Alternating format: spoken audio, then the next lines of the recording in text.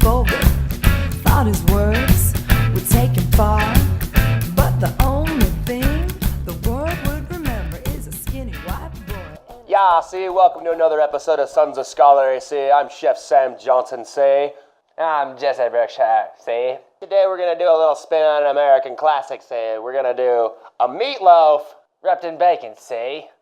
And a mustard seed whipped potato, see. Gingered carrots and parsley, see. And a pea puree, see.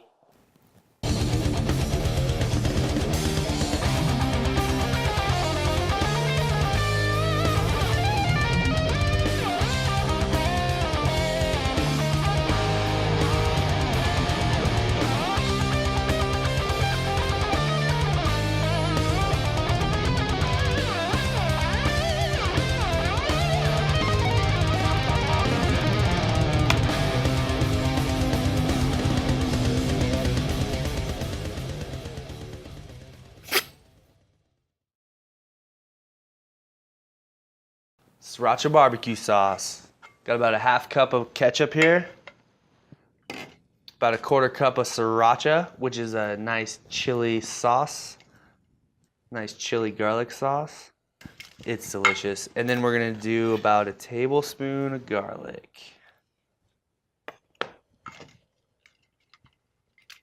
So we got our ketchup, our sriracha, garlic, and now we're gonna add a little bit of soy sauce.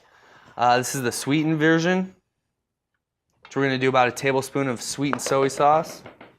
And if you don't have sweet and soy sauce, you can always just do a little bit of molasses or whatever. We're making a barbecue, so. Also, we're gonna do about a quarter cup of brown sugar. Gotta get that sweet brown sugar love in there. Sweet brown sugar love. That is basically our barbecue glaze. This is all going to be caramelized on the actual meatloaf. It's going to be delish. And you don't really need salt because the ketchup and the sriracha have a lot of salt in there, so. Very true. We're pretty much set on the sodium, right? Yeah. See? Very set on the sodium. It actually has a very great vinegar content with the ketchup and the sriracha as well. So you got a nice balance there.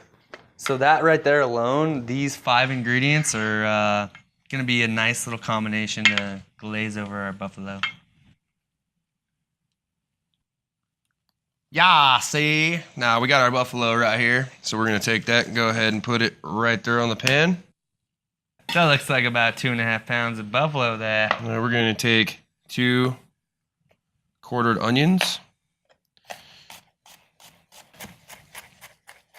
Yeah, see, red onions, see? You want to get a nice chop on those onions. You just want to break them because they're going into a meatloaf. They have to be semi-uniform, but it's not going to be the end of the world if you don't get them perfectly uniform. While Sam's doing that, I got 2 eggs and 1 egg yolk. So we're going to go straight onto the meat with that. And then we got a little breadcrumb. You can do any sort of breadcrumb. We just have a normal seasoned one here. Basically salt and pepper. And this is about a quarter cup of our breadcrumb. And you just want to start working this meat in with the egg yolk and the breadcrumb. And we're going to keep it real simple today. And Sam's going to throw these onions in.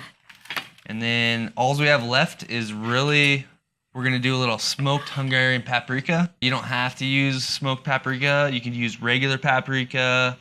And we're going to do a little chili powder. We also got some roasted Hatch chilies to throw in there. Hatch chilies are amazing. Check out Federal Boulevard. There's pretty much everything. Hundreds of vendors set up roasting chilies all day for everybody to get. We're going to take that garlic, put it right in there as well. There you go. It's about a tablespoon of fresh minced garlic. And then in we go with our smoked paprika. Chili powder mix. Chili powder, tablespoon of each. And then you just want to work it into your meat. You don't want to overwork this meat, but you definitely want to make sure all the ingredients are incorporated well into this nice loaf. It's going to be a very delicious contrast of flavor in there as well. Make sure everything's mixed up nicely. So here we have our meatloaf. I'm gonna drop it straight in there and pack it right in. You can butter the sides of the pan if you want. That way it'll flop out a little bit easier. Flop it out. Flop it out. So we're gonna let that kind of mold in there sit. We're gonna lay some bacon down here on the cooking tray. On that same sheet we just mixed up.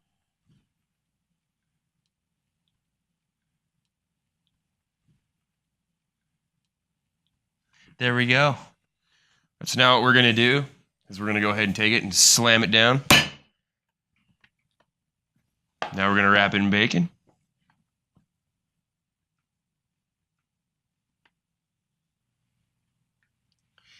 So if you can, you want to make sure when you're pulling this bacon over that it's pretty much connecting, because we're going to sear this bottom part of this loaf on the hot pan.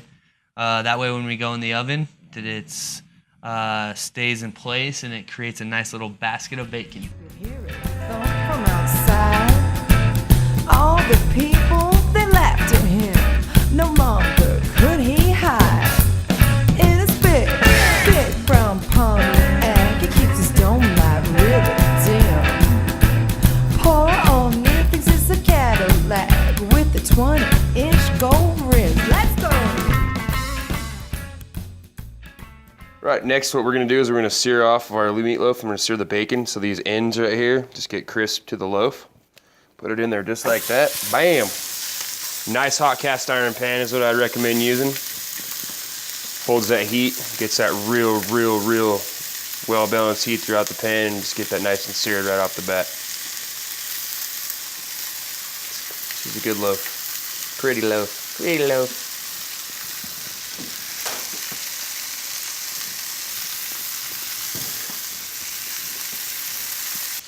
Now what we're gonna do is we're gonna flip this over here.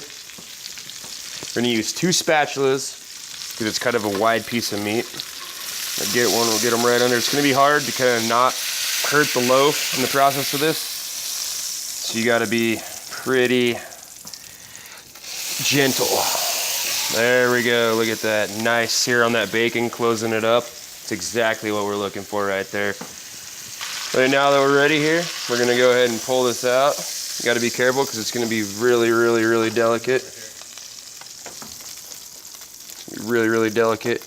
You just wanna kinda get those under here and roll it over just like that so you don't damage the meatloaf. Keep it in one solid state right there. Then we're gonna go ahead and just put this right in the 350-degree preheated oven. Inch gold rim. Let's go!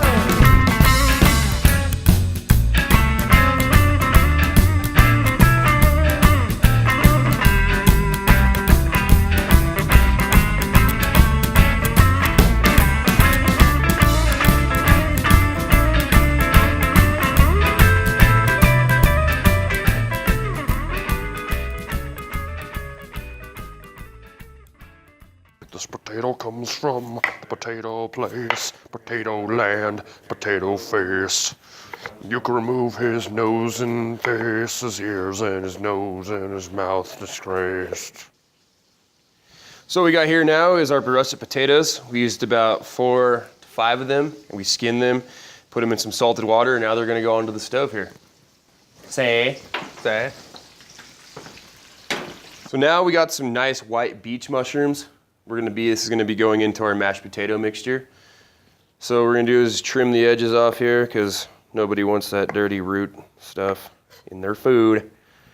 Get it out of here. Just pull those edges off right there, not a big deal. Well, Sam's got those mushrooms working there. We got a little pan over here. It's getting nice and hot. We're gonna add some butter.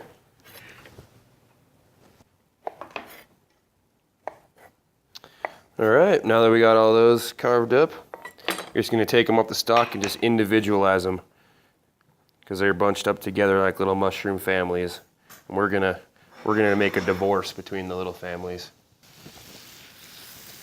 So we love working with cast iron because it's awesome. This retains heat really well.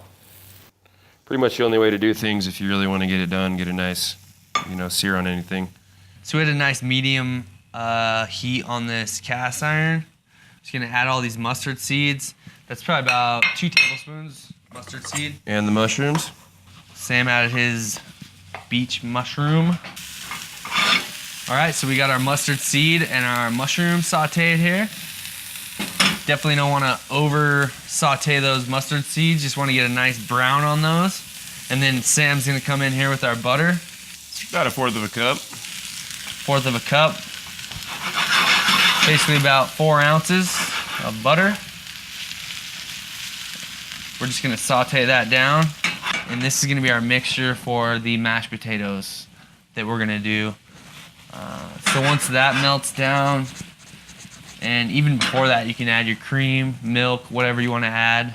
Yeah, it's about 3/4 of a cup, and that's actually half cream, half milk, so you can go half and half for our mixture. We'll let that reduce, get nice and creamy like. Beautiful. Use a spatula, get all that awesome flavor off the pan here. Nice mixture. It was mustard seed and beach mushrooms. It's amazing. It really is. Like Sam said, you want to make sure and get all that excess moisture off of those potatoes. You don't want to go straight into the mashing process right after you drain them, because it's going to water down your mashed potatoes. So if you can, drain them, throw them back into the pan that you cooked them in, and let kind of that steam evaporate off of there. I just added about a whole cup of sour cream as well. So we're gonna take our utensil. It is a mixer.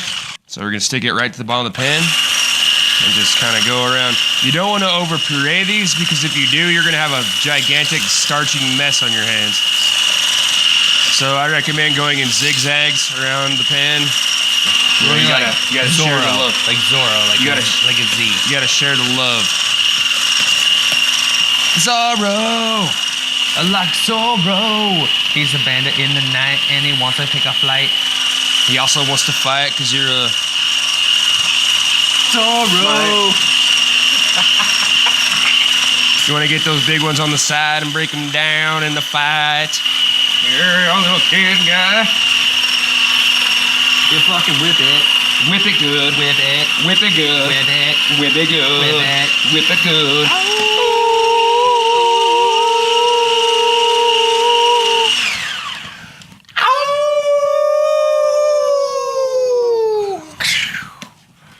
That's exactly what we're looking for.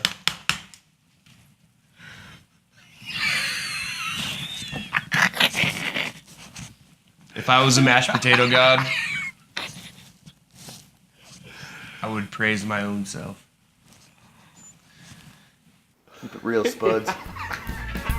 He does his white clothes every Monday. It's only a means to an end. His mama pays him on the first of the month so he can fit in with his friends. A great drink in a bag to make it look just like wine. All the ladies he runs after, he likes to stick them in behind. Next up for this dish, baby carrots. So what we're gonna do, Sam's gonna take a little cilantro there. You need a knife. Chiffonade on there. The chiffonade. What I'm gonna do is I'm gonna take a little bit of ginger, and you could peel this with a peeler. I am gonna peel it with my knife. And then I want about a tablespoon of ginger for this 1/2 pound of carrots. Ginger is actually very, very potent in large quantities, so you want to use the 1/4 of the actual quantity. So what I'm doing is I'm gonna get a nice little julienne and then go in there, get a nice dice on there, into our medium heated saute pan. Gonna lay these out nice and evenly. We're just gonna let those roast. We went about 15 minutes on these, so we wanna get a nice caramelization on the carrot, bring out the natural sugars in them. In with our ginger.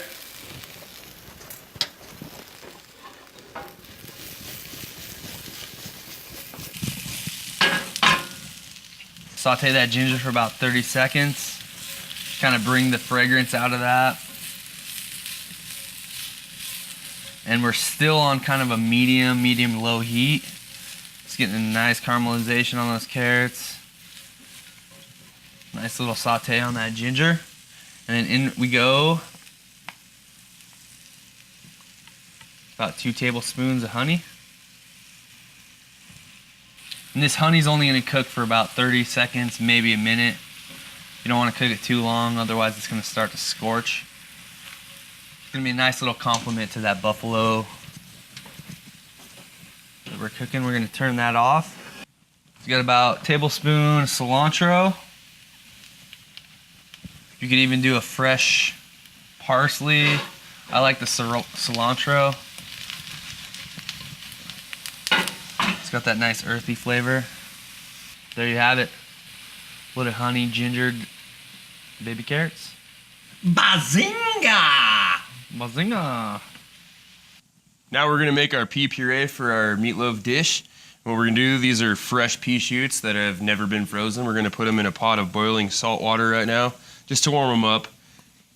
Everything's, blends a little bit easier when it's warmer. Now we're gonna go ahead and dump the peas into our blender here. Just like that. You see the nice steam. When you see the steam, you know they're hot, which is great. Take a half of cup of cream. Dump that all in there. And a fat pinch of salt. And a fat pinch of pepper. Put the lid on there. It's good just to kind of pulse it at first. That steam will push this lid right off and you'll have green lava pea juice all over your face. There we go. You want to get like a really good blend on this. See all these green fragments that you're seeing here? You want that to be complete liquid with no green fragments.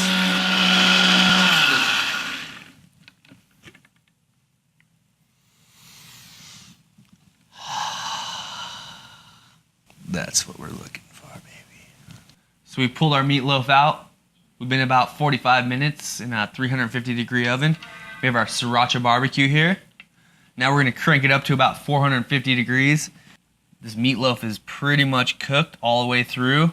Now we're just gonna give it a nice layer of this barbecue sauce that we made earlier.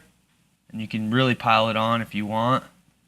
That way when we throw it in to this 450 degree oven, we're gonna get a nice caramelization on not only the bacon, but the sauce itself. There's a lot of sugar in there, so that's what we're looking for.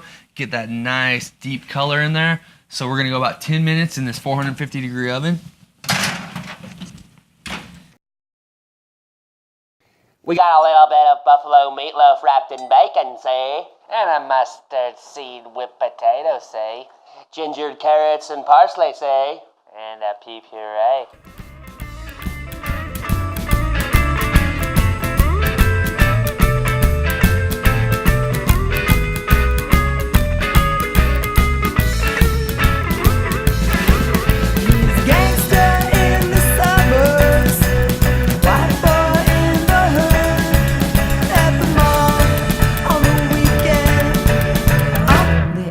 No good with the spit, big brown P.O.N.T.I.A.C. I'll show you sloppy Joe boy. Oh, sloppy Joe boy. What the hell, sloppy face. Sloppy.